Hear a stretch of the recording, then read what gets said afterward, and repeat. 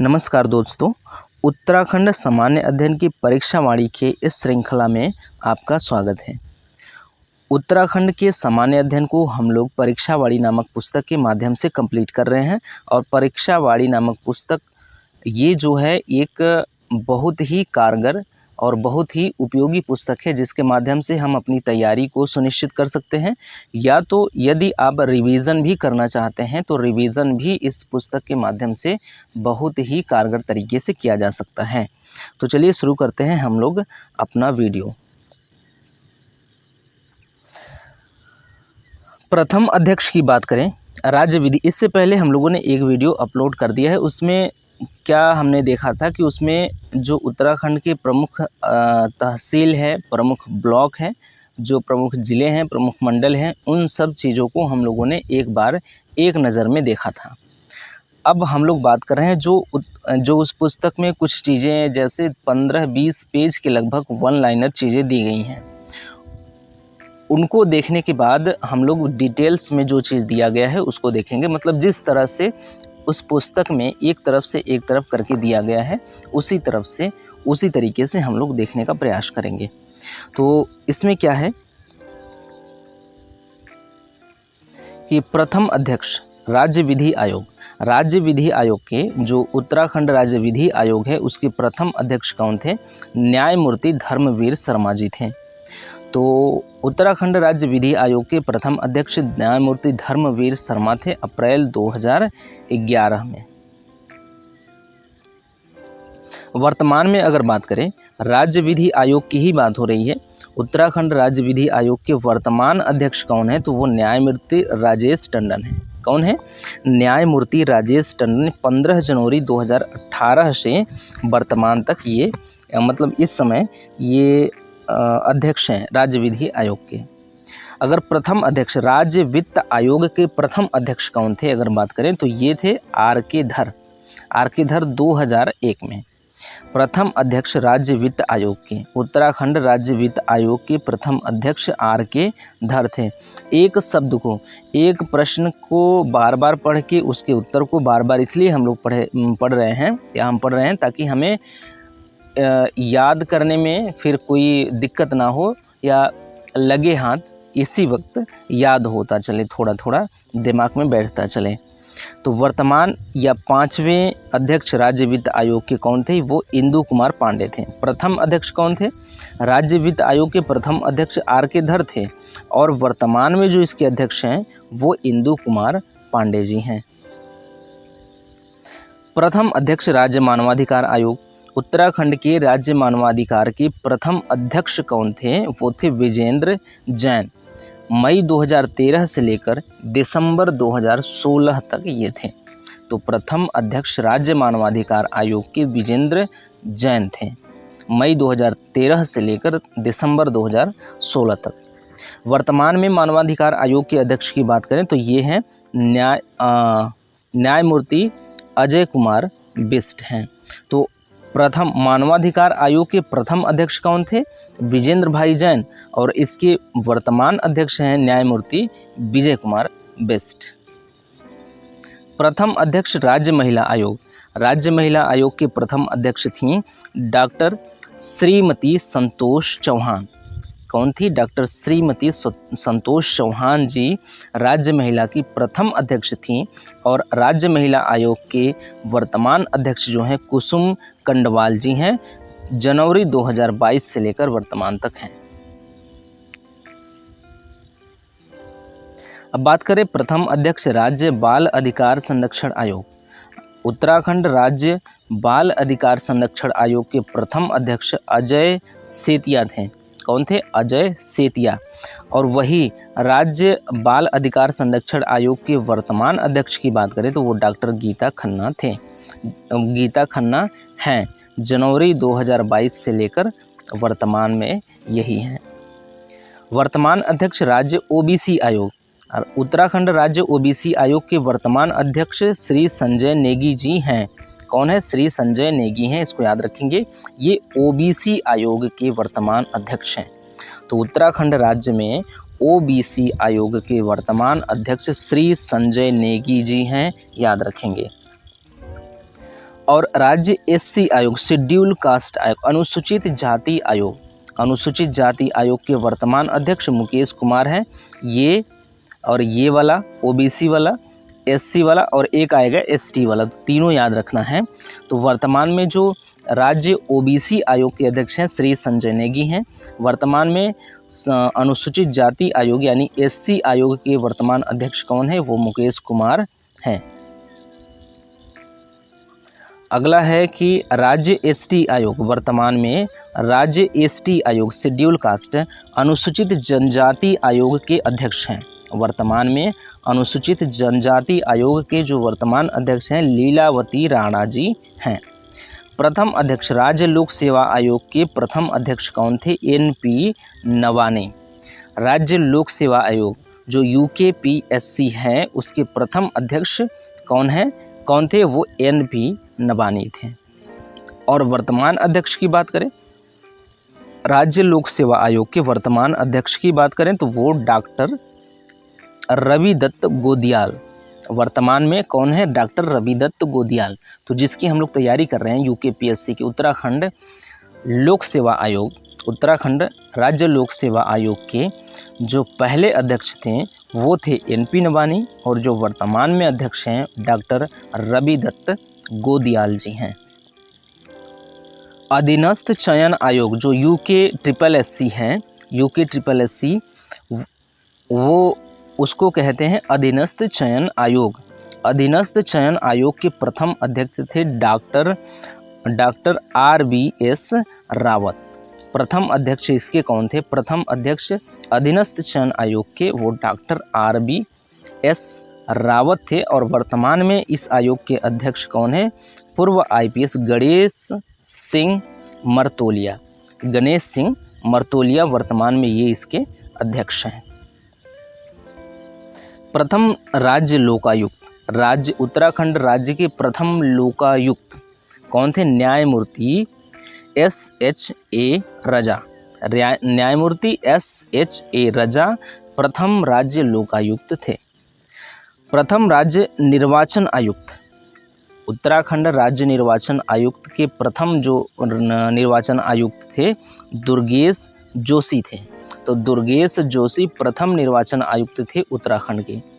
वर्तमान में जो मुख्य निर्वाचन आयुक्त हैं, वर्तमान में उत्तराखंड राज्य के जो मुख्य निर्वाचन आयुक्त हैं चंद्रशेखर भट्ट जी हैं। ये 11 जुलाई 2018 से ये लगातार चले आ रहे हैं। मुख्य निर्वाचन अधिकारी कौन है? मुख्य निर्वाचन अधिकारी डॉक्टर वी षणमुगम। कौन है? Doctor V Shanmugam. ये कौन है? मुख्य निर्वाचन अधिकारी हैं। प्रथम मुख्य सूचना आयुक्त, उत्तराखंड राज्य के राज्य सूचना आयोग के, उत्तराखंड राज्य के राज्य सूचना आयोग के प्रथम मुख्य सूचना आयुक्त जो थे वो डॉक्टर RS टोलिया थे। डॉक्टर RS टोलिया। बात करें वर्तमान में मुख्य सूचना आयुक्त जो हैं उत्तराखंड राज्य सूचना आयोग के जो वर्तमान सूचना आयुक्त हैं, मुख्य सूचना आयुक्त हैं वो अनिल चंद्र पुनेठा हैं। 5 जनवरी 2022 से वर्तमान तक बने हुए हैं। और वर्तमान अध्यक्ष राज्य अल्पसंख्यक आयोग, उत्तराखंड के राज्य अल्पसंख्यक आयोग के वर्तमान अध्यक्ष की बात करें तो वो डॉक्टर RK जैन है। दिसंबर 2018 से अब तक हैं। अब बात करते हैं प्रथम आयुक्त किसके? राज्य लोक सेवा अधिकार आयोग, मतलब राज्य सेवा का अधिकार आयोग। राज्य सेवा का अधिकार आयोग उत्तराखंड में एक आयोग है। उसके जो प्रथम आयुक्त थे वो कौन थे? आलोक कुमार जैन थे। आलोक कुमार जैन उत्तराखंड राज्य सेवा का अधिकार आयोग के प्रथम आयुक्त थे। वर्तमान में मुख्य आयुक्त जो हैं, वर्तमान में मुख्य आयुक्त राज्य सेवा का अधिकार आयोग के वर्तमान अध्यक्ष या वर्तमान मुख्य आयुक्त कौन है? S रामास्वामी। उस समय अगर प्रथम की बात करें, राज्य सेवा का अधिकार आयोग के प्रथम मुख्य आयुक्त आलोक कुमार जैन थे और वहीं वर्तमान मुख्य आयुक्त की बात करें तो वो S रामास्वामी है। ये 7 जून 2020 से लगाकर अभी तक चल रहे हैं। प्रथम मुख्य सचिव, राज्य प्रशासन के प्रथम मुख्य सचिव अजय विक्रम सिंह थे और वर्तमान में जो मुख्य सचिव हैं वो 17वें मुख्य सचिव हैं और ये वर्तमान में जो मुख्य सचिव हैं इनका नाम है एस संधू। ये 6 जुलाई 2021 से लगाकर अभी तक चल रहे हैं। प्रथम महानिदेशक उत्तराखंड पुलिस के प्रथम महानिदेशक जो थे अशोक कांत सर थे और वर्तमान में जो महानिदेशक हैं वो अभिनव कुमार जी हैं।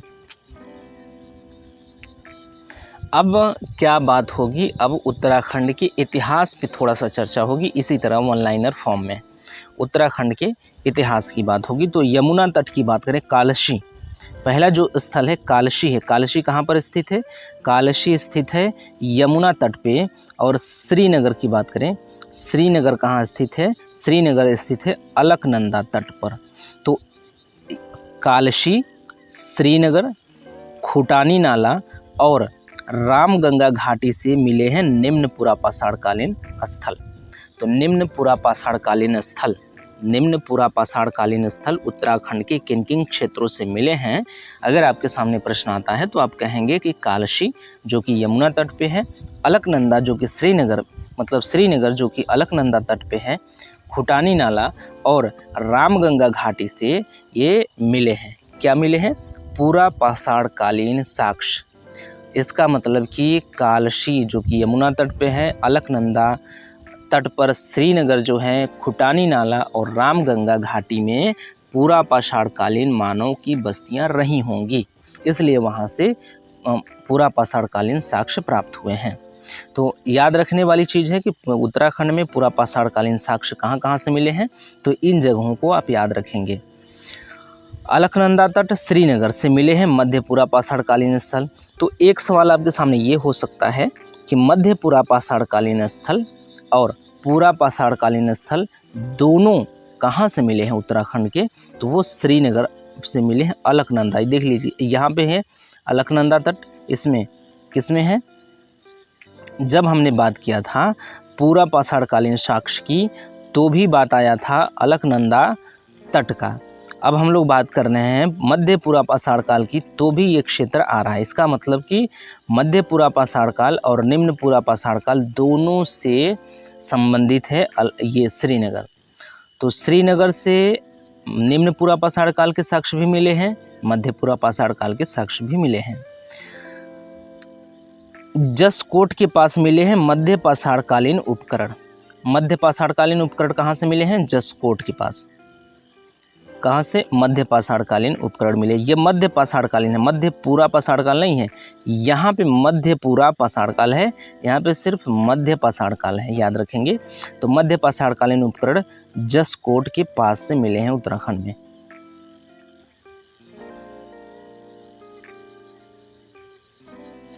राज्य में सर्वप्रथम डॉक्टर MP जोशी द्वारा लघु शैलाश्रय की खोज की गई। कब? 1968 में। तो उत्तराखंड राज्य में 1968 में क्या किया गया कि सर्वप्रथम ऐसा कार्य किया गया कि लघु शैलाश्रय की खोज की गई। लघु शैलाश्रय मतलब छोटे छोटे जो वो हैं पत्थर की छोटे छोटे गुफाओं की खोज की गई। पत्थर के छोटे छोटे शैल गुफाओं की खोज की गई। कब? 1968 ईस्वी में। किसके द्वारा? MP जोशी के द्वारा। ठीक।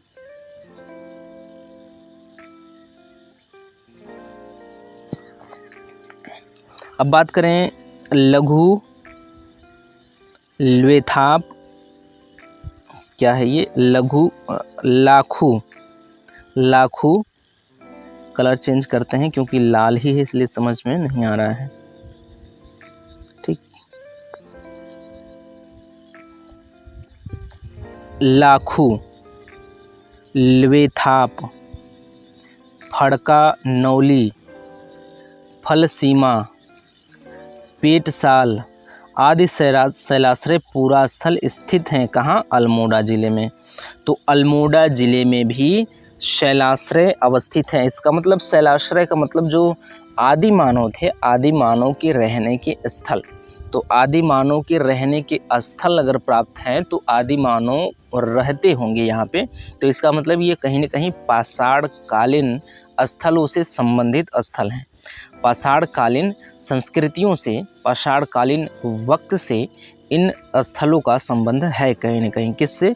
लाखू से, लुएथाप से, फड़का नौली से, फल सीमा से, पेटसाल आदि से। इन सब जगहों से संबंधित है कहीं न कहीं पाषाण काल, क्योंकि यहाँ से शैलाश्रय पाए जा रहे हैं। और शैलाश्रय का मतलब होता है कि पत्थर की छोटी छोटे गुफाएं, पत्थर के छोटे छोटे रहने के स्थान। तो ये कब का स्थान रहा होगा? ये पाषाण काल का स्थल रहा होगा। बड़ी बात यह है कि राज्य में सर्वप्रथम डॉक्टर एसपी जोशी द्वारा, इसको एसपी जोशी को याद रखेंगे, इन्हें लघु शैलाश्रय की खोज की थी। कब? 1968 ईस्वी में। यमुना घाटी कहाँ? उत्तरकाशी में। उत्तरकाशी कहाँ है? यमुना घाटी में है। यमुना घाटी का वह स्थान जहाँ से नीले रंग से चित्रित शैल चित्र प्राप्त हुए हैं, हुडली। हुडली एक स्थल है, कहाँ है? उत्तरकाशी में। यमुना घाटी उत्तरकाशी में एक स्थल है हुडली, जहाँ से प्राप्त हुआ है, क्या प्राप्त हुआ? नीले रंग से चित्रित शैल चित्र। पत्थर के चित्र प्राप्त हुए हैं जिन पर नीले रंग से कुछ बनाया गया है। किससे बनाया गया है? नीले रंग से। तो ये कहाँ से प्राप्त हुआ है? उत्तराखंड में यमुना घाटी के उत्तरकाशी से। उत्तरकाशी कहाँ है? यमुना घाटी में है। और इसी उत्तरकाशी में एक स्थल है हुडली। हुडली से, यहीं से ये पत्थर प्राप्त हुआ है। इस पे नीले रंग से कुछ बनाया गया है।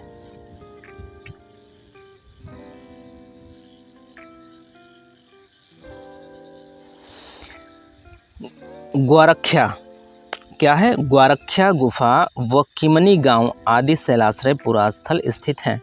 ग्वारख्या गुफा, ग्वारख्या गुफा क्या है? ग्वारख्या गुफा और किमनी गांव आदि शैलाश्रय।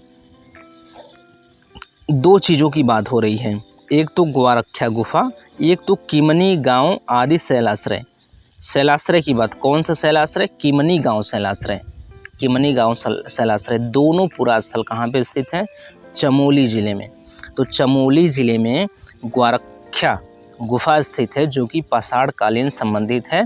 उसके अलावा किमनी गांव शैलाश्रय पुरास्थल स्थित है यहीं पे चमोली जिला में। फल सीमा जो कि अल्मोड़ा में है, यहाँ से मानव चित्रों की प्रकृति है। यहाँ से प्राप्त मानव चित्रों की प्रकृति है। योग तथा नृत्य मुद्रा, इस बात को याद रखेंगे, महत्वपूर्ण चीज़ें हो सकती हैं इतिहास के संदर्भ में। तो योग तथा नृत्य मुद्रा में स्थित कुछ चित्रें प्राप्त हुई हैं मानव की। क्या प्राप्त हुई हैं? योग करते हुए या और फिर नृत्य करते हुए, डांस करते हुए मनुष्य की चित्र प्राप्त हुए हैं, मानव के चित्र प्राप्त हुए हैं। ये कहाँ से प्राप्त हुए हैं? ये फल सीमा अल्मोड़ा से प्राप्त हुए हैं। कहाँ से? फल सीमा अल्मोड़ा से प्राप्त हुए हैं।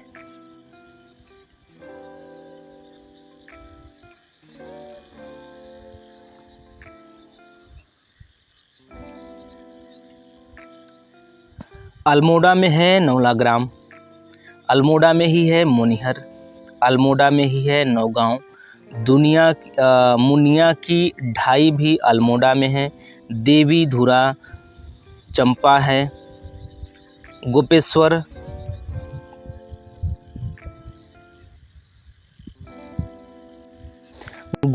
कहाँ है? चमोली में है। गायब हो गया, आ जाओ। गोपेश्वर कहाँ है? चमोली में है। मलारी कहाँ है? चमोली में। नयार घाटी पौड़ी में है। और जसकोट आदि स्थल की बात हो रही है। अब फिर से पढ़ते हैं इसको स्टार्टिंग से कि बात क्या है। बात ये है कि नौलाग्राम, मेनहिर, नौगांव, मुनिया की ढाई, देवी धुरा, गोपेश्वर, मलारी, नयार घाटी और जसकोट। एक बार इन स्थलों को फिर से पढ़ लीजिए। कौन कौन से स्थल हैं? नौलाग्राम क्या है? नौलाग्राम, ध्यान से, कौन कौन से स्थल हैं? नौलाग्राम है, मेनहिर है, मेनहिर, नौलाग्राम, मेनहिर, नौगांव, मुनिया की ढाई, देवी धुरा, गोपेश्वर, मलारी, नयार घाटी और जसकोट आदि स्थलों से मिले हैं महापाषाणकालीन साक्ष्य। क्या मिले हैं? महापाषाणकालीन साक्ष्य मिले हैं। तो ये महत्वपूर्ण है क्योंकि देखिए महापाषाणकालीन जो प्रमुखतः जो विशेषता है वो दक्षिण भारत की है। महापाषाण संस्कृति जो प्रमुख विशेषता है मुख्य रूप से दक्षिण भारत की विशेषता है। तो अगर उत्तर भारत में मिल रही है उत्तराखंड में तो ये विशेष रूप से महत्वपूर्ण हो सकता है। तो कौन कौन से स्थल हैं, बार बार हम लोग इन स्थलों का नाम लेंगे क्योंकि दिमाग में बैठ जाए ये स्थल। हम बार बार नाम लेंगे तो फिर से नाम ले रहे हैं। नौलाग्राम, मेनहिर, नौगांव, मुनिया की ढाई, देवी धुरा, गोपेश्वर, मलारी, नयार घाटी और जसकोट, इनसे मिले हैं महापाषाणकालीन स्थल। तो इसको आप याद रखेंगे। अब बात करें हैं वनकोटा जो कि पिथौरा में है। नैनी पातल, क्या है? नैनी पातल पिथौरा में। बहादराबाद जो कि हरिद्वार में है। चमोली और अल्मोड़ा आदि स्थलों से धातुकालीन साक्ष्य मिले हैं। धातुकालीन साक्ष्य इसका मतलब है कि कांस्य काल, क्या है? कांस्य कालीन साक्ष्य यहाँ से मिले हैं। धातुकाल को हम लोग कांस्य काल कहते हैं। तो बनकोट जो कि पिथौरा में है, नैनी पातल जो कि पिथौरा में है, बहादराबाद हरिद्वार में है और इसके अलावा चमोली और अल्मोड़ा आदि स्थानों से धातुकालीन साक्ष्य प्राप्त हुए हैं। किन किन स्थलों से क्रमशः 8 और 5 ताम्र मानव आकृतियों की प्राप्ति हुई है? तो यहाँ से इन क्षेत्रों से जिनके अभी हम लोग नाम लेने जा रहे हैं, यहाँ से 8 और 5 मानवाकृतियों की प्राप्ति हुई है। ये वो भी तांबे की, तांबे से बनाया हुआ मानव की आकृति प्राप्त हुई है। कहाँ से? बनकोट जो कि पिथौरा में है, यहाँ से 8 मानवाकृति प्राप्त हुई है। और नैनी पातल से जो कि पिथौरा में ही है, यहाँ से 5 मानव की आकृति प्राप्त हुई है जो कि तांबे से बनी हुई हैं। तो तांबे की बनी मानव की आकृति संख्या में 8 प्राप्त हुआ है बनकोट से, संख्या में 5 प्राप्त हुआ है नैनी पातल से, और दोनों स्थल हैं पिथौरा जिले में। बनकोट और नैनी पातल कहाँ हैं? पिथौरा जिले में स्थित हैं। यहाँ से मिले हैं 8 और 5 ताम्र मानव आकृति। किस पुरा स्थल से लौह उपकरण, कांसे का कटोरा, मानव कंकाल व सोने का मुखौटा मिला है? तो मलारी गांव से जो कि चमोली जिला में है। ये महत्वपूर्ण है। मलारी गांव में एक जिला है, मतलब मलारी गांव चमोली जिला में है। यहाँ से लोहे के उपकरण प्राप्त हुए हैं। किसके? लोहे के उपकरण प्राप्त हुए हैं। प्लस कांसे का कटोरा मिला है, मानव कंकाल मिला है और सोने का मुखौटा मिला है। तो क्या क्या? 1 2 3 4 चीज़ें मिली हुई हैं यहाँ से। लोहे का उपकरण, कांसे का कटोरा, मानव कंकाल, सोने का मुखौटा मिला हुआ है मलारी गांव से जो कि चमोली जिला में स्थित है। उत्तराखंड के आद्य इतिहास के प्रमुख स्रोत हैं पौराणिक ग्रंथ। आद्य इतिहास, उत्तराखंड के आद्य इतिहास के मुख्य स्रोत पौराणिक ग्रंथ हैं। देव व्यास जी ने 6 लाख संहिताओं की रचना की थी। कहाँ पे? बद्रिकाश्रम में। उत्तराखंड में स्थित बद्रिकाश्रम में देव व्यास जी ने 6 लाख संहिताओं की रचना की थी।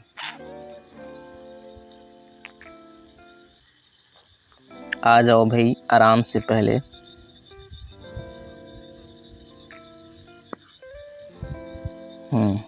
आ गया। उत्तराखंड के गढ़वाल क्षेत्र का प्रथम उल्लेख किस धार्मिक ग्रंथ में मिलता है? तो गढ़वाल क्षेत्र की बात करें तो किस धार्मिक ग्रंथ में सबसे पहले मिलता है? ऋग्वेद में। उत्तराखंड का गढ़वाल क्षेत्र का उल्लेख सबसे पहले ऋग्वेद में मिलता है। इसको याद रखेंगे। तो गढ़वाल क्षेत्र का सर्वप्रथम उल्लेख किस वेद से मिलता है? ऋग्वेद से। आपके सामने 4 ऑप्शन आ सकते हैं। अगर वेद की बात करेगा तो 4 वेद आ सकते हैं, ऋग्वेद, यजुर्वेद, सामवेद, अथर्ववेद। तो आप जान पाएंगे कि ऋग्वेद में सबसे पहले इसका उल्लेख मिलता है।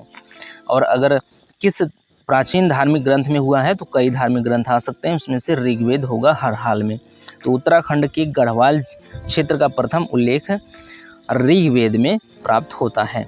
वेदों में गढ़वाल क्षेत्र के लिए कहा गया है, वेदों में गढ़वाल क्षेत्र को क्या कहा गया है, इसको कहा गया है हेमवत, देवभूमि और मनीषियों की पूर्ण भूमि, 3 नामों से पुकारा गया है गढ़वाल को। कहाँ? वेदों में। वेदों में मतलब कहाँ? ऋग्वेद में, क्योंकि सबसे पहले ऋग्वेद में। अच्छा, कहा जा रहा है कि सर्वप्रथम ऋग्वेद में क्या मिलता है? गढ़वाल क्षेत्र का प्रथम उल्लेख मिलता है। उसके बाद कहा जा रहा है कि वेदों में गढ़वाल क्षेत्र के लिए कहा गया है, क्या कहा गया है? हेमवत, देवभूमि एवं मनीषियों की पूर्ण भूमि।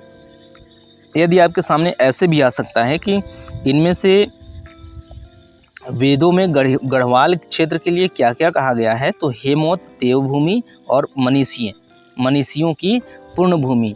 तो कूट करके आ सकता है इनमें से 2, इनमें से 1 या तीनों, तो आप कह सकते हैं कि तीनों नाम से गढ़वाल क्षेत्र को बुलाया गया है।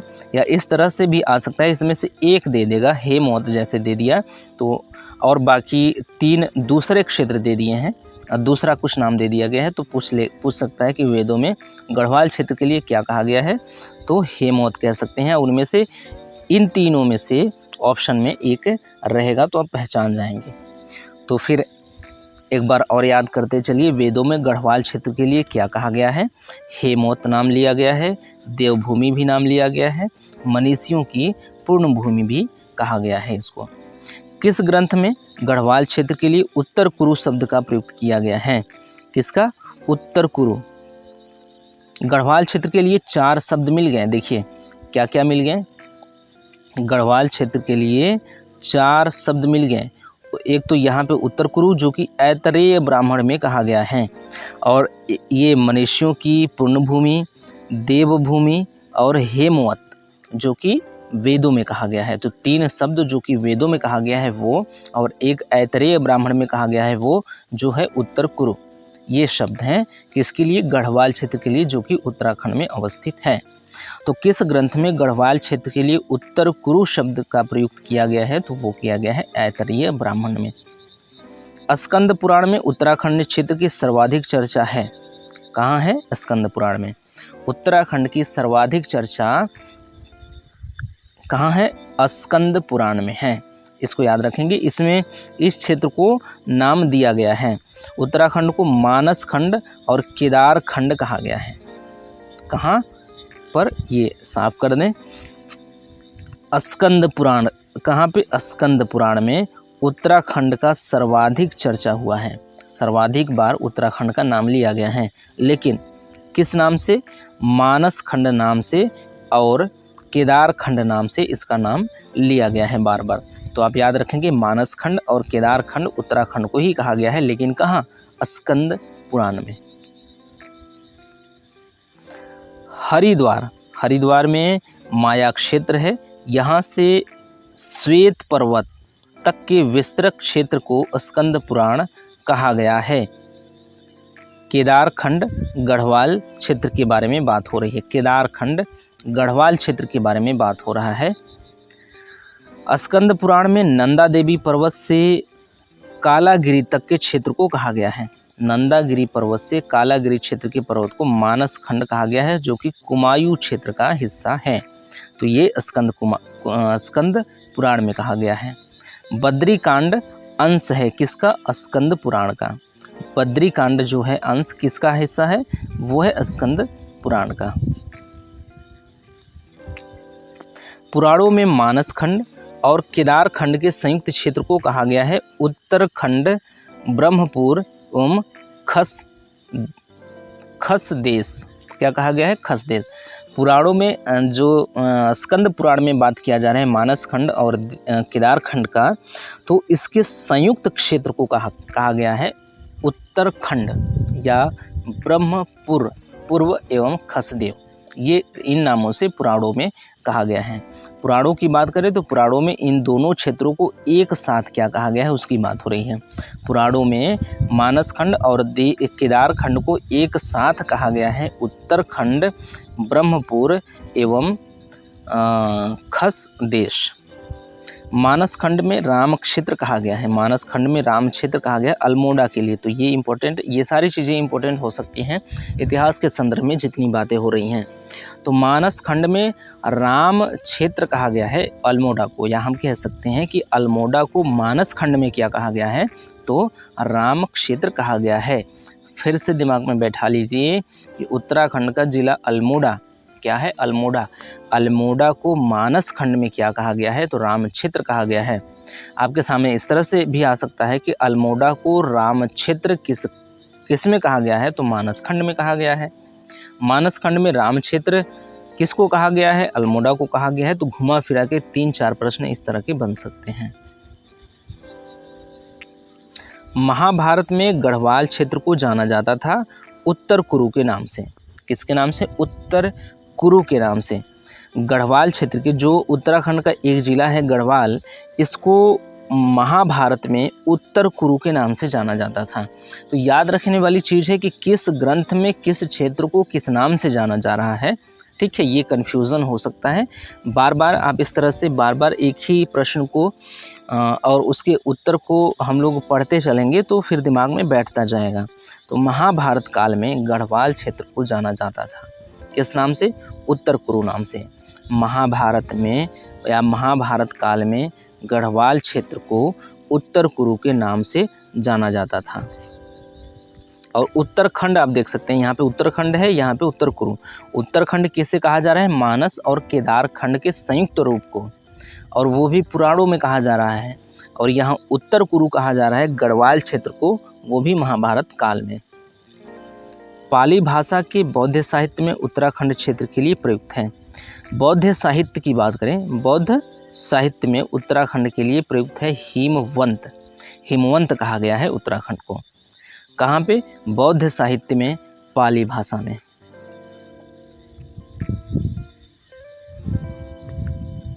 पुराणोत्तर काल में, पुराणोत्तर काल मतलब पुराणों के बाद में गढ़वाल क्षेत्र को कहा जाता था।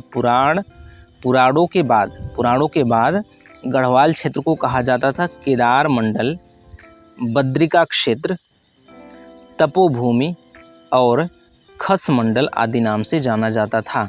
किस नाम से जाना जाता था, किस नाम से, केदार मंडल, बद्रिका क्षेत्र, तपोभूमि और खस मंडल नाम से जाना जाता था। किसको, गढ़वाल क्षेत्र को। आप याद रखेंगे, गढ़वाल क्षेत्र को पुराणोत्तर काल में, पुराणों के बाद में केदार मंडल, बद्रिका क्षेत्र, तपोभूमि और खस मंडल आदि नामों से जाना गया है। मनुष्यों के आदि पूर्वज जो मनु हैं, उनका निवास स्थान धनाधिपति कुबेर की राजधानी थी। कहाँ थी, अलकापुरी। उत्तराखंड में अलकापुरी थी। तो मनुष्यों के आदि पूर्वज मनु, मनुष्यों के आदि पूर्वज कौन थे, मनु थे। उनका निवास स्थान व धनाधिपति कुबेर की जो राजधानी थी वो अलकापुरी थी। राजधानी कहाँ थे इनकी, अलकापुरी थी।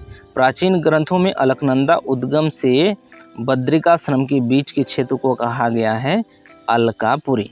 तो अलकापुरी कौन सा क्षेत्र है, यही है, यही इनकी राजधानी थी। कौन, किसकी, मनु की। मनु के निवास स्थल यही था और धनाधिपति कुबेर की राजधानी भी यही थी। किसकी, धनाधिपति कुबेर की राजधानी अलकापुरी थी। प्लस मनुष्यों के आदि पूर्वज जो थे मनु, इनका निवास स्थल भी अलकापुरी ही था। अलकापुरी कौन सा क्षेत्र था, प्राचीन ग्रंथों में अलकनंदा उद्गम से, अलकनंदा से, जहाँ से अलकनंदा नदी का उद्गम हो रहा है, वहाँ से बद्रिकाश्रम के बीच में इस क्षेत्र को पहचाना जा रहा है। भगवान राम ने अपने अंतिम समय में किस स्थान पर तपस्या की थी, तो देवप्रयाग में। तो भगवान राम ने अपने अंतिम समय में देवप्रयाग में तपस्या की थी। बाणासुर की राजधानी क्या थी, ज्योतिषपुर। बाणासुर की राजधानी ज्योतिषपुर थी। अपने अंतिम समय में लक्ष्मण जी ने कहाँ तपस्या की थी, तो तपोवन, जो कि टिहरीगढ़, उत्तराखंड के टिहरीगढ़ में, जो कि तपोवन में स्थित है, यहाँ पे लक्ष्मण ने अपनी अंतिम तपस्या की थी। केदारनाथ को प्राचीन ग्रंथों में क्या कहा गया है, इसका कलर चेंज करते हैं। केदारनाथ को प्राचीन ग्रंथों में क्या कहा गया है? भृंगतुंग। क्या कहा गया है? भृंगतुंग। भृंगतुंग, भृंगतुंग, भृंगतुंग, बार बार दिमाग में लाइए, भृंगतुंग। भृंगतुंग, पहले शब्द को दिमाग में ला लीजिए बार बार, उसके बाद इस शब्द जुड़ा हुआ किससे है उसको पढ़िए। तो भृंगतुंग शब्द जो जुड़ा हुआ है केदारनाथ को प्राचीन ग्रंथों में कहा गया है। तो भृंगतुंग क्या है? भृंगतुंग किससे जुड़ा हुआ है? केदारनाथ से। इसका केदारनाथ को भृंगतुंग भी कहा गया है प्राचीन ग्रंथों में। महाभारत के किस पर्व में, महाभारत के किस पर्व में लोमस ऋषि के साथ पांडवों की बद्रीनाथ यात्रा का वर्णन है? तो वन पर्व में। कहाँ पर? वन पर्व में इस बात का वर्णन है, महाभारत के वन पर्व में इस बात का वर्णन है कि लोमस ऋषि के साथ पांडवों की बद्रीनाथ यात्रा हुई थी। बद्रीनाथ की यात्रा हुई थी किसके साथ? लोमस ऋषि और पांडवों के साथ। महाभारत के वन पर्व के अनुसार पुलिंद राजा सुबाहु की राजधानी क्या थी? श्रीनगर थी। पुलिंद के राजा सुबाहु की राजधानी क्या थी? श्रीनगर थी। पुलिंद के राजा सुबाहु की राजधानी श्रीनगर थी। महाभारत के वन पर्वत में ऐसा वर्णन मिलता है। प्राचीन काल में गढ़वाल क्षेत्र को 2 विद्यापीठ थे। गढ़वाल क्षेत्र से प्राचीन काल में गढ़वाल क्षेत्र में कौन कौन से 2 विद्यापीठ थे? तो वो बद्रिकाश्रम और कड़वाश्रम। क्या क्या? बद्रिकाश्रम और कड़वाश्रम। दुष्यंत और शकुंतला का प्रेम प्रसंग जुड़ा है किससे? कड़वाश्रम से। कड़वाश्रम यानी पौड़ी से जुड़ा हुआ है। जिसके नाम पर अपने देश का नाम भरत पड़ा, उस सम्राट भरत का जन्म कहाँ हुआ था? तो कड़वाश्रम में ही उनका जन्म हुआ था। कालिदास ने अपने महाकाव्य अभिज्ञान शाकुंतलम की रचना की थी। कहाँ? कड़वाश्रम में। तो अभिज्ञान शाकुंतलम जो बात करते हैं आप, कुषाण वंश के राजा कनिष्क की प्रेम कथा जो है वो अभिज्ञान शाकुंतलम में लिखा गया है। तो वो उस अभिज्ञान शाकुंतलम की रचना कालिदास ने की थी, लेकिन इस पुस्तक की रचना, इस महाकाव्य की रचना कहाँ पे हुई थी? तो कड़वाश्रम में हुई थी, जो कि उत्तराखंड में स्थित है।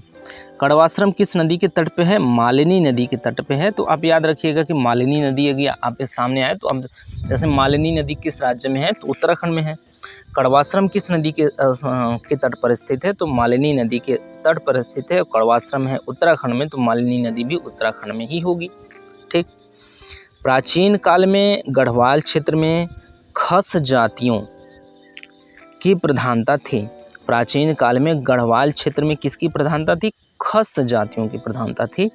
इसके समय में अधिक हुआ आर्य भी कहा गया। बौद्ध धर्म का प्रचार। प्राचीन काल में गढ़वाल क्षेत्र में खस जातियां अधिक थीं। खस जातियों की प्रधानता अधिक थी।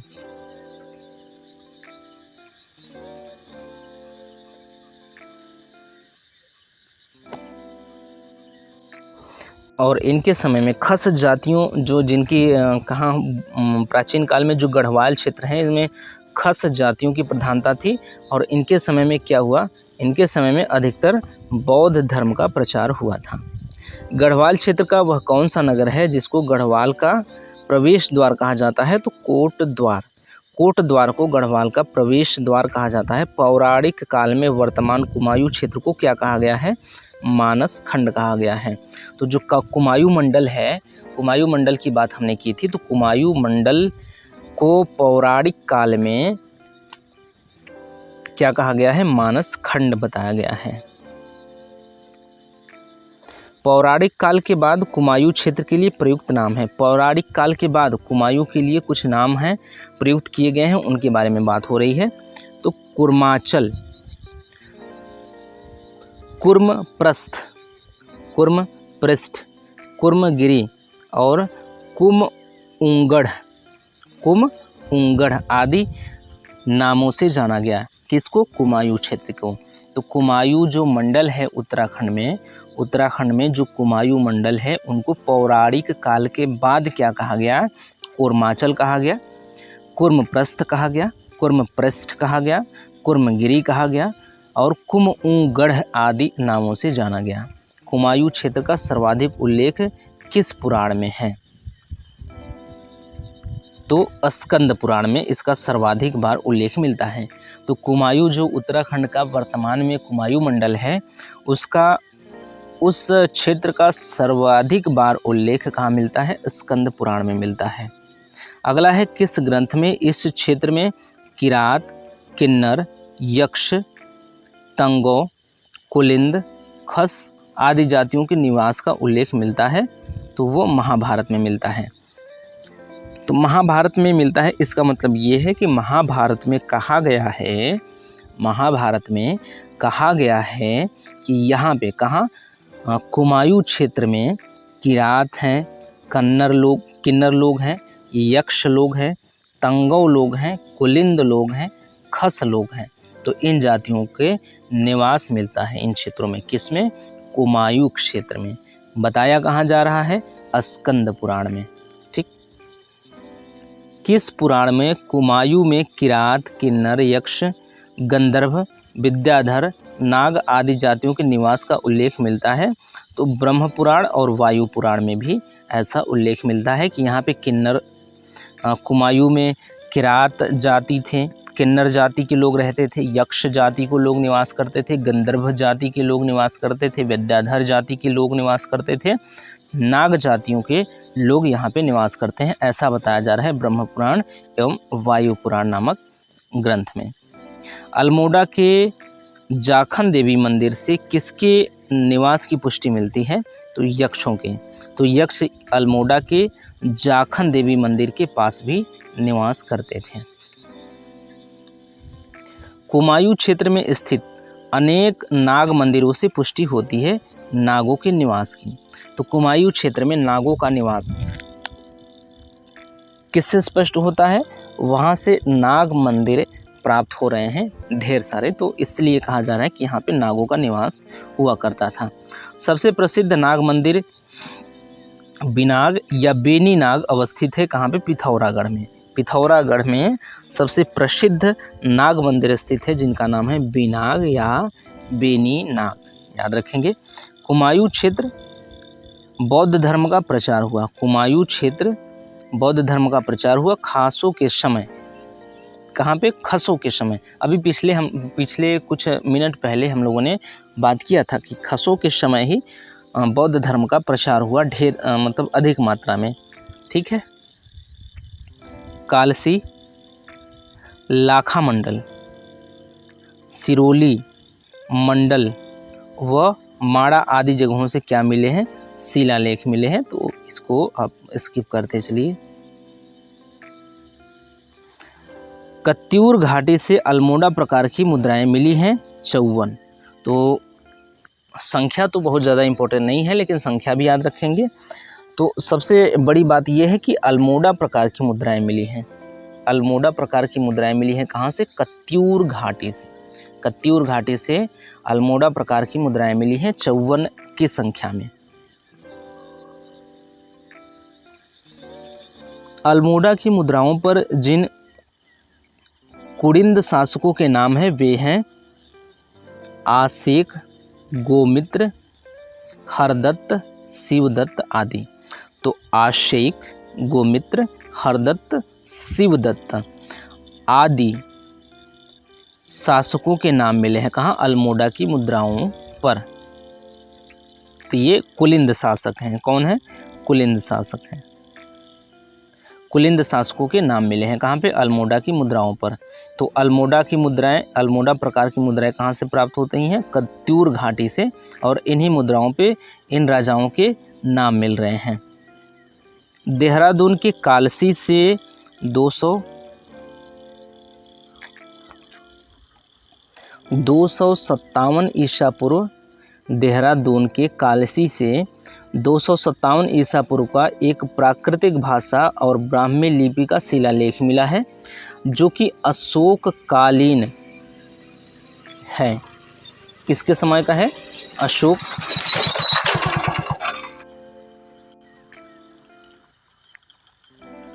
उसके बाद है लाखा मंडल से प्राप्त शिलालेख राजकुमारी ईश्वरा का। तो राजकुमारी ईश्वरा का शिलालेख कहाँ से प्राप्त हुआ है? लाखा मंडल से प्राप्त हुआ है। लाखा मंडल नहीं है, मतलब जैसे कुमायूं मंडल है, ये मंडल नहीं है, मंडल इसके नाम में है लाखा मंडल। तो लाखा मंडल से प्राप्त शिलालेख राजकुमारी ईश्वरा का है। तो उल्टा पढ़िए, राजकुमारी ईश्वरा का शिलालेख कहाँ से प्राप्त हुआ है? लाखा मंडल से प्राप्त हुआ है। त्रिशूल लेख प्राप्त हुए हैं गोपेश्वर और बाड़ाहाट से। तो गोपेश्वर और बाड़ाहाट से त्रिशूल लेख प्राप्त हुए हैं, त्रिशूल लेख भी प्राप्त हुए हैं। तो त्रिशूल लेख कहाँ से प्राप्त हुए हैं? गोपेश्वर और बाड़ाहाट से। याद रखिएगा, फिर से पढ़ लीजिए, त्रिशूल लेख कहाँ से प्राप्त हुए हैं? गोपेश्वर और बाड़ाहाट से त्रिशूल लेख प्राप्त हुए हैं। पांडुकेश्वर, कांडरा, चंपावत, बैजनाथ से किनके ताम्रपत्रीय लेख मिले हैं? तो कार्तिकेयपुर राजाओं के, कार्तिकेयपुर राजाओं के ताम्रपत्रीय लेख या ताम्रलेख कह सकते हैं। ताम्रलेख कहाँ से मिले हैं? पांडुकेश्वर से मिले हैं, कंडारा से मिले हैं, चंपावत और बैजनाथ से मिले हैं। किसके ताम्रलेख मिले हैं? कार्तिकेयपुर राजाओं के लेख मिले हैं यहाँ से। आगे बात करें, उत्तराखंड पर शासन करने वाला प्रथम राजनीतिक शक्ति था कुलिंद शासक। कुलिंद शासक, इस बात को याद रखेंगे कि उत्तराखंड पर शासन करने वाली प्रथम राजनीतिक शक्ति, उत्तराखंड पर शासन करने वाली प्रथम राजनीतिक शक्ति कुलिंद शासक थे। कुलिंद शासक का सबसे शक्तिशाली शासक कौन था? अमोघ भूति। क्या था? अमोघ भूति। क्या था? अमोघ भूति। कौन था? अमोघ भूति। तो कुलिंद शासक का सबसे शक्तिशाली, कुलिंद शासक का, या कुलिंद एक घराना था, कुलिंद एक वंश था, एक घराना था, एक राजवंश था। तो उसका सबसे शक्तिशाली शासक कौन था? अमोघ भूति था। और उत्तराखंड पर शासन करने वाला सबसे पहले राजनीतिक शक्ति जो था, यही कुलिंद शासक थे। पहली सती ईशापुर में अमोघ भूति की मृत्यु के बाद, अमोघ भूति कौन थे? हमने अभी बात किया कि कुलिंद वंश का सबसे शक्तिशाली शासक था। तो पहली सती ईसापुर में अमोघ भूति की मृत्यु के बाद कुलिंद के कुछ क्षेत्रों पर किसका अधिकार हो गया? तो शकों का अधिकार हो गया। जो शकों का आगमन हुआ था, तो शकों ने इन पर अधिकार कर लिया। जो कि अमोघ भूति क्या था? सर्वशक्तिशाली, मतलब कि इस वंश का सबसे शक्तिशाली शासक था। तो इसकी मृत्यु के बाद कुलिंद शासक या कुलिंद वंश कमज़ोर होने लगा था। तो इसके कमज़ोर होने के परिणाम स्वरूप इनके कुछ क्षेत्रों पर शकों का क्या हो गया था? अधिकार हो गया था। शकों ने इनके कुछ क्षेत्रों पर अधिकार कर लिया था। कुमायूं क्षेत्र में शक संवत का प्रचलन और अल्मोड़ा का सूर्य मंदिर इस क्षेत्र में किसके आधिपत्य को प्रमाणित करता है? तो एक प्रमाण बताया जा रहा है कि कुमायूं क्षेत्र में शक संवत का प्रचलन था। ये क्या है? एविडेंस है। कुमायूं क्षेत्र में शक संवत का प्रचलन। और दूसरा है सूर्य मंदिर, अल्मोड़ा का सूर्य मंदिर इस क्षेत्र में किसके आधिपत्य को दर्शाता है? ये शकों के बाद, ये शकों के आधिपत्य को दर्शाता है। ये कुमायूं क्षेत्र में शक संवत का प्रचलन है और अल्मोड़ा में सूर्य मंदिर का होना, ये दर्शाता है कि यहाँ पे शकों का शासन चला हुआ था कुमायूं क्षेत्र में। ठीक है। शकों के बाद राज्य के कतई तराई क्षेत्रों पर किसका अधिकार हो गया? शकों के बाद किसका क्षेत्र हुआ? तराई क्षेत्रों पे कुषाणों का। शक के बाद कुषाणों का। सबसे पहले हम लोग बात कर रहे हैं कुलिंदों का। कुलिंदों के बाद क्या हुआ कि शक आ गए, धीरे धीरे शक आ गए। शकों के बाद क्या हो रहा है? कुषाणों का आगमन हो रहा है इन क्षेत्रों पर। ठीक। समुद्रगुप्त की प्रयाग प्रशस्ति में उत्तराखंड प्रांत का नाम है। समुद्रगुप्त की प्रयाग प्रशस्ति कहाँ है? प्रयागराज में है। और हरिसेन नामक इनके मंत्री द्वारा लिखा गया था। समुद्रगुप्त के हरिसेन नामक मंत्री द्वारा ये प्रयाग प्रशस्ति लिखा गया था। तो समुद्रगुप्त की प्रयाग प्रशस्ति में उत्तराखंड को क्या कहा गया है, ये बताया जा रहा है। तो उत्तराखंड को कर्तपुर या कार्तिकेयपुर कहा गया है। ये इम्पोर्टेंट है, देख लीजिएगा कि उत्तराखंड को समुद्रगुप्त की प्रयाग प्रशस्ति में क्या कहा गया है, तो कर्तपुर या कार्तिकेयपुर, या तो किसी भी प्रयाग प्रशस्ति का नाम ना ले और ये पूछ ले कि उत्तराखंड को किस नाम से जाना गया है, किस नाम से भी जाना गया है, तो कर्तपुर या कार्तिकेयपुर कह सकते हैं, या कर्तपुर या कार्तिकेयपुर किसको कहते हैं, तो उत्तराखंड को कहते हैं। और ये नाम कहाँ पे लिखा गया है, तो समुद्रगुप्त के प्रयाग प्रशस्ति में। 6ठी सदी के उत्तरार्ध में किसने उत्तराखंड पर अधिकार कर लिया, तो कन्नौज के मौखारियों में आगे चलकर कन्नौज के मौखारियों ने उत्तराखंड पर शासन कर लिया। मौखारियों के बाद उत्तराखंड पर किस बाहरी राजवंश की सत्ता स्थापित हुई, तो हर्षवर्धन की, किसकी, वर्धन वंश की सत्ता स्थापित हुई उत्तराखंड में। तो कौन थे पहले, हर्षवर्धन थे। वर्धन वंश के हर्ष की सत्ता स्थापित हुई यहाँ पर मौखारियों के बाद। हर्ष के समय वेनसांग ने उत्तराखंड की यात्रा की थी। इसने इस राज्य को क्या कहा था, पो ली ही मो पू लो, ब्रह्मपुर, मतलब इसका मतलब ब्रह्मपुर नहीं है, क्या कहा, पोलिही मो पुलो, पोलिही मो पुलो, पोलिही मो पुलो। 3-4 शब्द इसमें से बस डॉट डॉट करके इसमें से 3-4 अक्षर निकाल लीजिए, याद कर लीजिए, पोलिही मो पुलो, जो आपको ठीक लगे, जो अक्षर, हीमोपुलो, पोलीहीमोपुलो, पोलीहीमोपुलो, पोलीहीमोपुलो, पोलीहीमोपुलो, बार बार इसको याद कर लीजिए। ये शब्द किसके लिए प्रयोग हो रहा है, ये उत्तराखंड के लिए प्रयोग हो रहा है। किसके लिए, उत्तराखंड के लिए प्रयोग हो रहा है। इस शब्द का प्रयोग किसने किया था, वेनसांग ने उत्तराखंड को पोलीहीमोपुलो कहा था। किसने, वेनसांग ने उत्तराखंड को। वेनसांग ने हरिद्वार को क्या कहा और उसका क्षेत्रफल कितना बताया। वेनसांग ने हरिद्वार को मोयूलो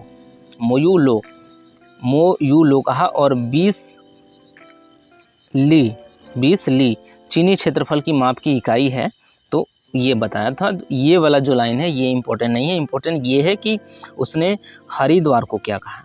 वेनसांग ने हरिद्वार को कहा था मोयूलो, तो मोयूलो किसको कहा गया है, हरिद्वार को कहा गया है।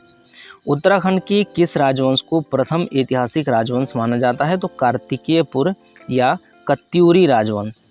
कार्तिकेयपुर या कत्यूरी राजवंश को क्या माना जाता है, उत्तराखंड के राजवंश को प्रथम ऐतिहासिक राजवंश माना जा रहा है। कार्तिकेयपुर राजवंश के जो अभिलेख मिले हैं उनकी लिपि क्या है, कुटेला है। कार्तिकेयपुर राजवंश हैं जो उनके जो अभिलेख मिले हैं उनकी लिपि क्या है, तो कुटेला है। ये सारे चीज़ महत्वपूर्ण हो सकते हैं इतिहास के संदर्भ में, इनको आप याद करते हुए चलेंगे या दिमाग में बैठाते हुए चलेंगे। तो कार्तिकेयपुर राजवंश की जो अभिलेख मिले हैं उनकी लिपि क्या थी, कुटेला थी।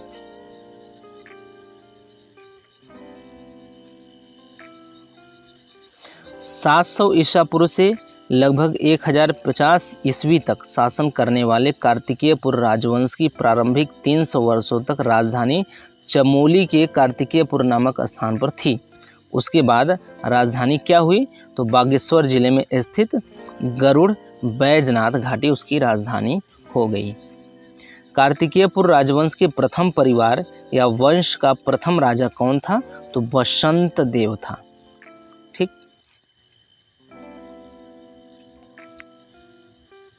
खरपर देव वंश के कार्तिकेयपुर के किस वंश की सत्ता स्थापित हुई। खरपर देव वंश के बाद, ठीक है, खरपर देव वंश के बाद कार्तिकेयपुर में किस वंश की सत्ता स्थापित हुई, तो वो निम्बर वंश की। ये निम्बर वंश से याद रखेंगे। निम्बर वंश की सत्ता कहाँ, मतलब निम्बर वंश की सत्ता कहाँ से संबंधित है, तो उत्तराखंड से संबंधित है। तो निम्बर वंश की सत्ता कब स्थापित हुई, तो खरपर देव वंश के बाद। कहाँ पे, कार्तिकेयपुर में। निम्बर वंश की सत्ता कहाँ पर थी, कार्तिकेयपुर में। निम्बर वंश की सत्ता कहाँ पर थी, कार्तिकेयपुर में। और 3 बार निम्बर वंश की सत्ता कहाँ पर थी, कार्तिकेयपुर में। कार्तिकेयपुर में निम्बर वंश की सत्ता स्थापित हुई किसके बाद, खरपर देव वंश की बाद। निम्बर किस मत का अनुयायी था, तो ये शैव मत का अनुयायी था। निम्बर किस वंश का अनुयायी था, शैव मत का अनुयायी था निम्बर। निम्बर वंश का वह कौन सा शासक था जिसने समस्त उत्तराखंड की एक सूत्र में बांधना चाहा? तो निम्बर पुत्र इष्टगढ़ था, इष्टगढ़ देव ने। तो इष्टगढ़ देव कौन था? निम्बर का पुत्र था, निम्बर वंश का शासक था, निम्बर का पुत्र था। इसने क्या चाहा कि समस्त उत्तराखंड को एक सूत्र में बांध दिया जाए। ये चाहने वाला क्या था? इष्टगढ़ था। जागेश्वर में किस शासक ने नवदुर्ग, महिषमर्दिनी,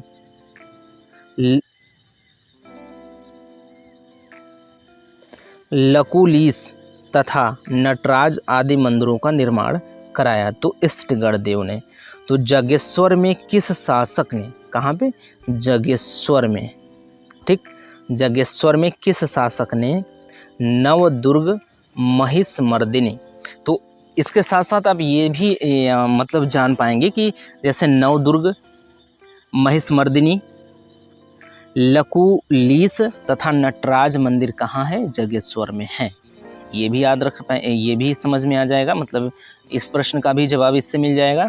और इसके साथ साथ जो लिखा हुआ है, जिस फॉर्म में लिखा हुआ है उसका तो मिलेगा ही मिलेगा।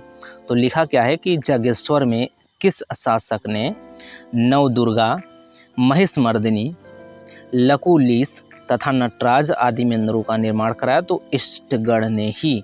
इष्टगढ़ देव जो कि निम्बर वंश का शासक था, जो कि खरपर देव वंश के बाद कार्तिकेयपुर में स्थापित हुआ था। तो खरपर देव वंश के बाद कार्तिकेयपुर में निम्बर वंश की स्थापना होती है। और निम्बर वंश का जो या तो निम्बर वंश का राजा था या निम्बर का पुत्र था, ठीक, निम्बर का पुत्र था। इसने उत्तराखंड को एक सूत्र में बांधने का प्रयास किया। और इसके साथ साथ इसने काम क्या किया कि जागेश्वर में नवदुर्गा, महिषमर्दिनी का स्थापना किया। इसके बाद लकुलीस की स्थापना की और नटराज मंदिर की भी स्थापना की। तो ये 3 महत्वपूर्ण कार्य भी इसके गिनाए जा रहे हैं। पांडुकेश्वर ताम्रपत्र में किस शासक को कलिकलंक पंख में मग्न धरती के उद्धार के लिए बराह अवतार बताया गया है? क्या बताया गया है? बराह अवतार बताया गया है। तो इष्टगढ़ पुत्र ललित सूरदेव। तो इष्टगढ़ जो था, जैसे निम्बर था, निम्बर के पुत्र इष्टगढ़, इष्टगढ़ के पुत्र कौन थे? ललित सूरदेव थे। कौन थे? ललित सूरदेव। इसके बारे में क्या बताया जा रहा है कि पांडुकेश्वर ताम्रपत्र में किस शासक को कलिंकलंक पंख में मग्न धरती के उद्धार के लिए 12 अवतार बताया गया है? तो ये बताया गया है किसको? इष्टगढ़ पुत्र ललित सूरदेव को। इष्टगढ़ किस वंश के शासक थे? निम्बर वंश के। तो सूरदेव भी निम्बर वंश के शासक रहेंगे। बैजनाथ मंदिरों का निर्माण किसने कराया था? तो ललितपुर देव पुत्र ललित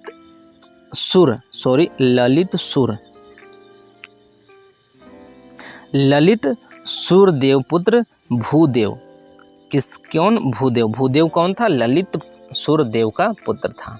तो एक लाइन से इनका नाम मिल गया कि निम्बर थे पहले, इनके पुत्र इष्टगढ़, फिर इष्टगढ़ के पुत्र कौन हो गए? इष्टगढ़ के पुत्र ललित सूरदेव हो गए और ललित सूरदेव के पुत्र हो गए भूदेव। तो निम्बर की क्या विशेषता थी कि इन्होंने क्या किया कि कार्तिकेयपुर में, कहाँ पे? कार्तिकेयपुर में खरपर देववंश के बाद कार्तिकेयपुर में इन्होंने निम्बर वंश की स्थापना की। ये तो थे निम्बर। उसके बाद निम्बर के पुत्र की बात करें इष्टगढ़ की, तो इन्होंने उत्तराखंड को एक सूत्र में बांधने का प्रयास किया।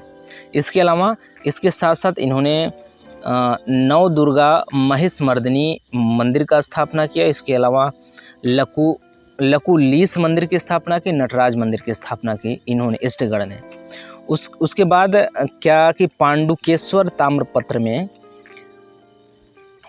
कलिकलंक पंख में मग्न धरती जो है, इसके उद्धार के लिए अवतार लेंगे कौन? सूरदेव। कि कौन थे? इष्टगढ़ के पुत्र थे। कौन थे? इष्टगढ़ के पुत्र। इसके बारे में ये बताया जा रहा है। इसके बाद बैजनाथ में मंदिरों का निर्माण किसने करवाया था? तो इनका ललित सुरदेव का पुत्र भूदेव। तो ये क्रम से इनका नाम मिल गया। पहले उनके पिता का, फिर उनके लड़के का, फिर उनके लड़के का, फिर उनके लड़के का। ठीक। कत्यूरी वंश का सबसे शक्तिशाली और प्रतापी नरेश कौन था? ललित सूरदेव। ललित सूरदेव। कार्तिकेयपुर राजाओं की राजधानी या राजभाषा क्या थी? संस्कृत। ये उल्टा हो गया है, थोड़ा सा ऐसे कर लीजिए। ठीक। तो कत्यूरी वंश का सबसे शक्तिशाली व प्रतापी नरेश था ललित सूरदेव, और कार्तिकेयपुर राजाओं की राजभाषा क्या थी? संस्कृत थी। कार्तिकेयपुर राजाओं की राजभाषा संस्कृत थी। आदि गुरु शंकराचार्य का उत्तराखंड पदार्पण कब हुआ था?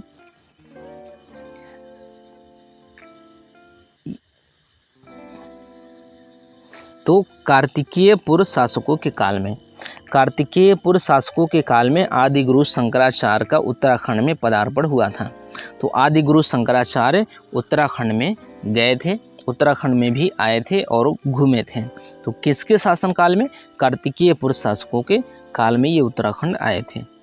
आदि गुरु शंकराचार्य ने 820 ईस्वी में अपने शरीर का त्याग किया था। कहाँ? केदारनाथ में। ठीक। कुमायूं के इतिहास में किसके पवाड़े विशेष प्रसिद्ध हैं? तो भारतीय चंद के। कुमायूं के इतिहास में किसके पवाड़े विशेष प्रसिद्ध हैं? किसके पवाड़े विशेष प्रसिद्ध हैं? तो भारतीय चंद के। किस चंद राजा को कुमायूं का मोहम्मद बिन तुगलक कहा जाता है?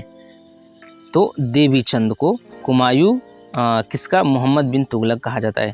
किस चंद राजा को? चंद राजा मतलब किस राजा को जो कि चंद वंश से संबंधित था। तो किस चंद राजा को कुमायूं का मोहम्मद बिन तुगलक कहा जाता है? तो देवी चंद को। अकबर का समकालीन चंद राजा कौन था? रुद्रचंद था। रुद्रचंद्र 1565 से 1597 तक शासन किया था। कुमायूं में नए सिरे से सामाजिक व्यवस्था स्थापित करने हेतु धर्म निर्णय पुस्तक लिखवाया किसने? और रुद्रचंद्र ने। अल्मोड़ा शहर के मध्य में स्थित मल्ला महल किले का निर्माण किस चंद शासकों ने कराया था? तो रुद्रचंद्र ने ही करवाया था। वर्तमान रुद्रपुर नगर किस चंद शासक ने बसाया था? तो रुद्रचंद्र ने ही बसाया था। वह वीरांगना जिसने गढ़वाली सैनिकों के साथ मिलकर कई स्थानों पर बाज बहादुर चंद की सेना को हराया था, उनका नाम है नीलू रौतेली। चंद शासक जिसने कैलाश मानसरोवर यात्रा के लिए 1673 ईस्वी में गुठ भूमि दान की थी। क्या की थी? गुठ भूमि दान की थी। चंद राजाओं का राज चिन्ह का था? ये बाज बहादुर चंद्र गाय। चंदों और मुगलों में संबंध होने की जानकारी कहाँ से मिलती है? शाहनामा और जहांगीरनामा से इनके बीच के संबंध की जानकारी मिलती है। कुमायूं में चंद शासन का अंत कब और किसके द्वारा किया गया? तो 1990 में इनका अंत हुआ। नेपाली गोरखाओं द्वारा इनका अंत किया गया है। चंद वंश का अंतिम शासक कौन था? महेंद्र चंद्र था। चंद राजाओं के समय सिक्का, टकसाल व ताम्र उद्योग का केंद्र क्या था? तो अल्मोड़ा था। कुमायूं क्षेत्र में ग्राम प्रधान की नियुक्ति और भूमि निर्धारण प्रणाली शुरू की गई तो चंद राजाओं द्वारा। कुमायूं क्षेत्र में ग्राम प्रधान की नियुक्ति किसने शुरू की? इसके अलावा भूमि निर्धारण प्रणाली शुरू की गई थी चंद राजाओं द्वारा। चंद काल में भू राजस्व की दर क्या थी? उपज का 6वां भाग इसकी भू राजस्व। चंद काल में राजाओं की पालकी ढोने का कार्य कौन करते थे? कैनी लोग करते थे। अल्मोड़ा के पलटन बाजार स्थित लाल मंडी किले का निर्माण किसने करवाया था? तो कल्याण चंद्र ने इसका निर्माण करवाया था। अल्मोड़ा जिले में स्थित खगमरा किले का निर्माण किसने करवाया था? तो राजा भीष्म चंद ने करवाया था। बाड़ासुर किला स्थित है चंपावत के लोहघाट देवीधुरा मार्ग पर स्थित है। परमार वंश की बात हो रही है। अगर परमार वंश की बात करें तो चांदपुर, चौड़ा, तोप, अजमेर,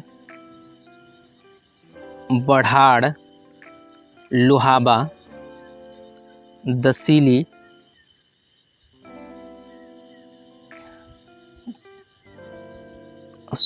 दसोली, कुंडारा, धौना, रतन, नागपुर, कोल्ली, रबाड़, कल्याण, बांगर, कोयली, सील, कुजड़ी, भरपूर, नाला, उप्पू, मौल्या, रैका, मुर्गा, सांकरी, रामी, बिराल्ट, राड़ी, श्री गुरु, इरासू, ईडिया, लंगूर, बाग, गढ़कोट, गढ़तांग, बनगढ़, भरतदार, चौंदकोट, नयाल, कांडा, शामली, बदलपुर, लोद, लोदन, भवना, डोडरावारा, चंपा, जौलपुर, देवल, जौंट, गुजडू और संगोल आदि क्या थे? गढ़वाल के 52 गढ़ थे। खत्म करिए, इसको स्किप करिए। चांदपुर गढ़ में 688 ईसा पूर्व में गढ़ी राजा सोनपाल के दामाद कनकपाल ने परमार वंश की नींव रखी, जो कि था गुर्जर देश का। कहाँ था? गुर्जर देश का। तो चांदपुर में 688 ईस्वी में गढ़ी राजा सोनपाल के दामाद कनकपाल ने परमार वंश की नींव रखी थी, जो कि था गुर्जर देश का। गढ़वाल में परमार वंश का शासक 688 से 1949 तक रहा और इस बीच हुए कुल 60 शासक। तो परमार वंश के 60 शासक हुए। गढ़वाल क्षेत्र के सभी गढ़पतियों को पराजित कर एक सुसंगठित राज्य की स्थापना की 37वें परमार शासक अजयपाल ने। परमार वंश के किस शासक ने अपनी राजधानी चांदपुरगढ़ से हटाकर 1358 ईस्वी में श्रीनगर में स्थापित की? तो अजयपाल ने। अजयपाल ने क्या किया? ये अजयपाल किससे संबंधित थे? परमार वंश से संबंधित थे। अजयपाल ने क्या किया? अपनी राजधानी चांदपुर से हटाकर श्रीनगर में कर दी। पहले क्या थी इनकी राजधानी? चांदपुर थी, चांदपुरगढ़ थी। चांदपुरगढ़ से हटाकर श्रीनगर कर दी। कब? 1358 ईस्वी में। तो अजयपाल ने चांदपुरगढ़ से अपनी राजधानी हटाकर श्रीनगर में स्थापित किस वर्ष की? तो 1358 ईस्वी में। या फिर चांदपुरगढ़ से राजधानी हटाकर श्रीनगर किस परमार वंश के किस शासक ने किया था? तो अजयपाल ने। तो इस प्रकार के प्रश्न आपके सामने आ सकते हैं। मानवोदय काव्य में अजयपाल की तुलना किससे की गई है? तो कृष्ण से की गई है, युधिष्ठिर से की गई है, भीम से, कुबेर से और इंद्र से किसकी? अजयपाल की तुलना की गई है। अजयपाल किस वंश के अनुयायी थे? तो अजयपाल गोरखानाथ पंथ के अनुयायी थे। परमार नरेश अजयपाल ने कहा कि राज प्रसाद का निर्माण कराया और कुल देवी राजेश्वरी की प्रतिष्ठा की। अजयपाल नरेश ने कहा? अजयपाल नरेश ने मतलब परमार नरेश अजयपाल ने कहाँ राज प्रसाद का निर्माण कराया और कुल देवी राजेश्वरी की प्रतिष्ठा की? तो देवलगढ़ में। कहाँ पर? देवलगढ़ में। सम्राट अकबर के समकालीन परमार वंश के शासक कौन थे? 42वें शासक सहजपाल। ये किसके समकालीन थे? वो अकबर के समकालीन थे। सर्वप्रथम किस परमार शासक ने नामंत में शाह उपाधि की परंपरा शुरू की थी? तो 43वें परमार शासक बलभद्र शाह ने ये परंपरा शुरू की थी। बलभद्र शाह ने शाह से पूर्व केवल एक परमार शासक के नामंत में पाल के बजाय शाह की उपाधि लगी है वो है 38वें शासक कल्याण शाह। किस मुगल शासक के सैनिकों का गढ़वाल पर आक्रमण के दौरान गढ़वाल राज्य की संरक्षिका व पृथ्वीपति शाह की मां महारानी कर्णावती ने इन्हें पकड़कर उनके नाक कटवा दिए थे? ठीक, फिर से पढ़ लीजिए कि किस मुगल शासक के सैनिकों का गढ़वाल पर आक्रमण करने के दौरान गढ़वाल राज्य की संरक्षिका व पृथ्वीपति शाह की मां महारानी कर्णावती ने उन्हें पकड़वाकर उनके नाक कटवा दिए थे?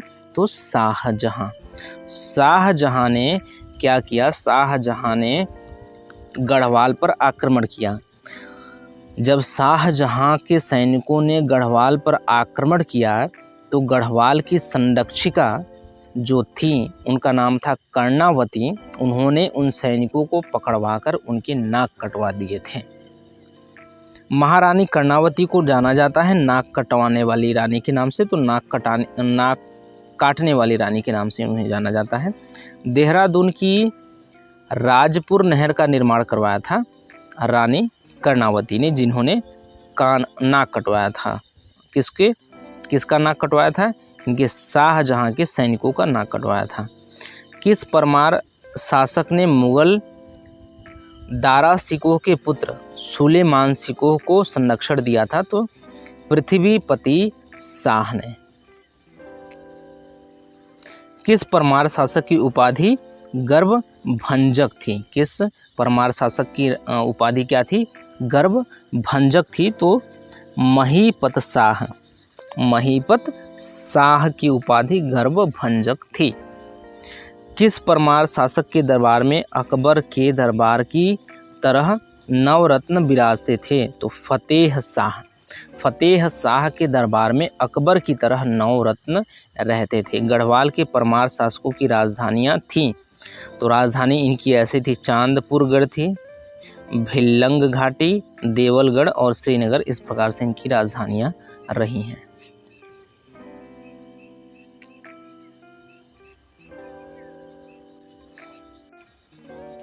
गढ़वाल पर गोरखों का प्रथम आक्रमण 1791 में हुआ और इस आक्रमण में वे पराजित हो गए। गोरखों को गढ़वाल पर 1803 में राजा प्रद्युम्न शाह के शासन काल में किसके नेतृत्व में विजय मिली? तो अमर सिंह थापा और हस्तीदल चतुरिया के नेतृत्व में इनको विजय मिली थी। तो गोरखों को गढ़वाल पर 1803 में राजा प्रद्युम्न शाह के शासनकाल में किसके नेतृत्व में विजय मिली थी?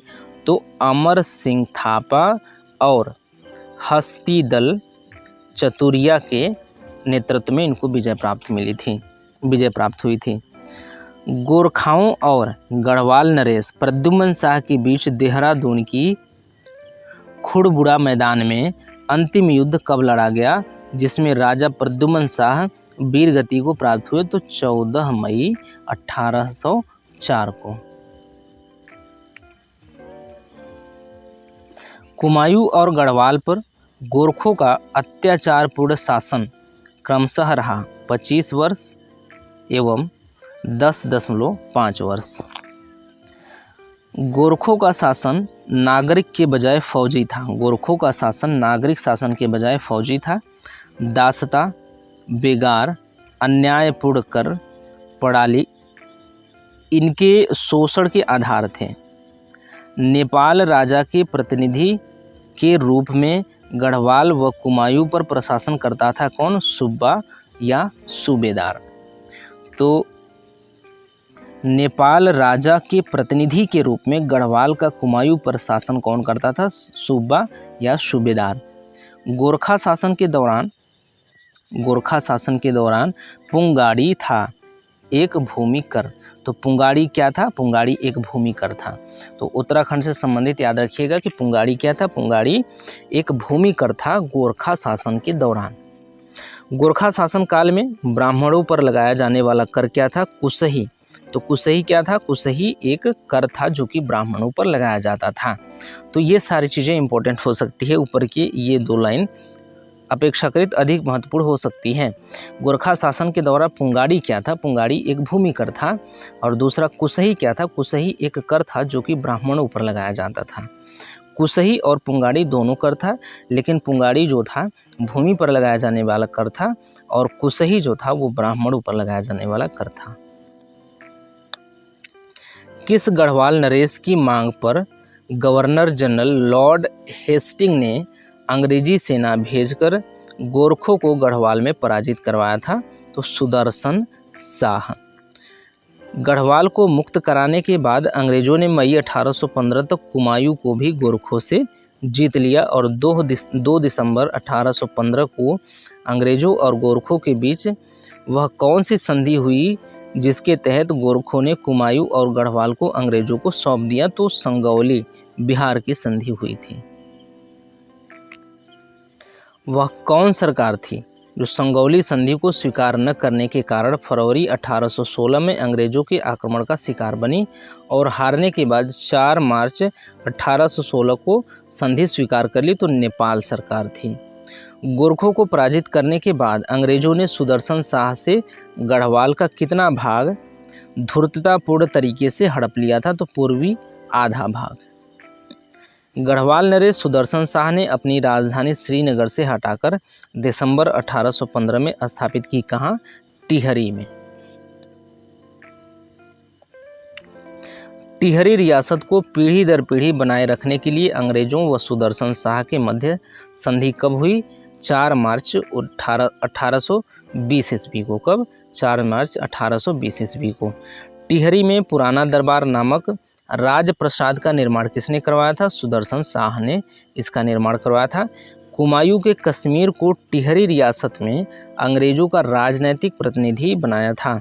अंग्रेजों का राजनीतिक प्रतिनिधि बनाया था दिसंबर 1842 ईस्वी में। सुदर्शन शाह द्वारा रचित ग्रंथ संभासार के कितने भाग हैं? तो 7 भाग हैं। तो संभासार के रचयिता कौन है? सुदर्शन शाह हैं। तो सुदर्शन शाह ने किसकी रचना की थी? तो संभासार की रचना की थी। इसके 7 भाग हैं। सुदर्शन शाह की मृत्यु के बाद उनके बड़े पुत्र भवानी शाह ने राज्य किया। कब तक? 1859 से लेकर 1871 तक। भवानी शाह के बाद प्रताप शाह ने 1871 से 1886 तक गढ़वाल नरेश बने रहे। इन्होंने टिहरी में शुरू कराई अंग्रेजी शिक्षा। इन्होंने अंग्रेजी शिक्षा टिहरी में शुरू करवाई। किन्होंने? गढ़वाल नरेश कौन? प्रताप शाह ने।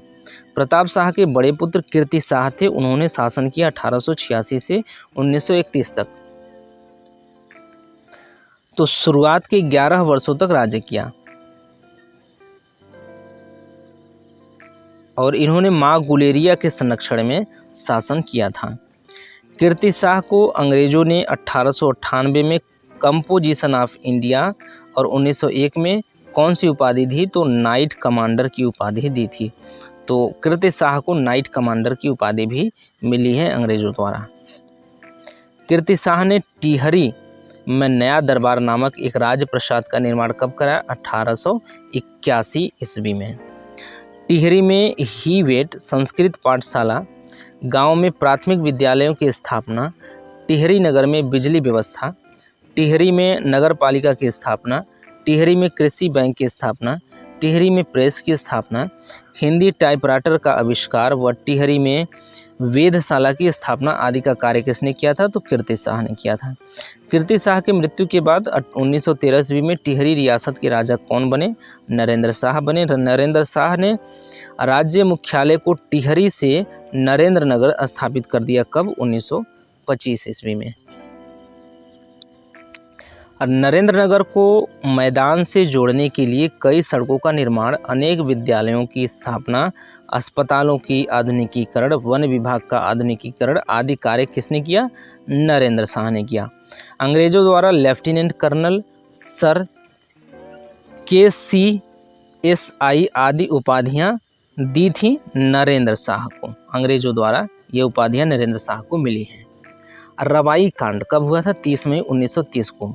रवाई कांड व श्रीदेव सुमन बलिदान घटनाएं हुई थी कब? नरेंद्र शाह के काल में। नरेंद्र शाह के बाद 25 अक्टूबर 1946 को टिहरी रियासत में कौन राजा बने? मानवेंद्र शाह इनके राजा बनते हैं। फरवरी 1948 में गठित अंतरिम सरकार में प्रजामंडल के 4 सदस्यों का मनोनयन व 1 अगस्त 1949 को टिहरी रियासत का भारत में विलय की घटना हुई। किसके समय में? मानवेंद्र शाह के समय में। अब क्या हो गया कि भारत आज़ाद हो गया और इसका जो स्थान था मानवेंद्र शाह के समय में भारत में या भारतीय रियासत में इसका विलय हो गया। तो यहाँ पे हमारा आज का वीडियो समाप्त होता है। तो आप बने रहिए हमारे इस वीडियो में, हम लोग इसी तरह से कंप्लीट करेंगे पूरे के पूरे उत्तराखंड सामान्य अध्ययन को। अभी 15-20 पेज और बचे हुए हैं वन लाइनर फॉर्म में जो चीज़ें दी गई हैं। इसमें भी बहुत सारी चीज़ें महत्वपूर्ण हैं और बहुत सारी चीज़ें गैर महत्वपूर्ण हैं। तो हम लोग सबको लेकर चल रहे हैं और फिर हम लोग यहाँ पे उसके पेज को हर वीडियो में उसके पेज को नहीं ले रहे हैं। हो सकता है शायद कॉपीराइट जैसी कोई समस्या आ पड़े, इसलिए फिर इसको टाइप करके यहाँ पे हमको लाना पड़ रहा है। तो जैसे तैसे करके चाहे जैसे भी हम लोग उसको कंप्लीट कर लेंगे, ठीक है। तो मिलते हैं अगले वीडियो में, तब तक के लिए धन्यवाद।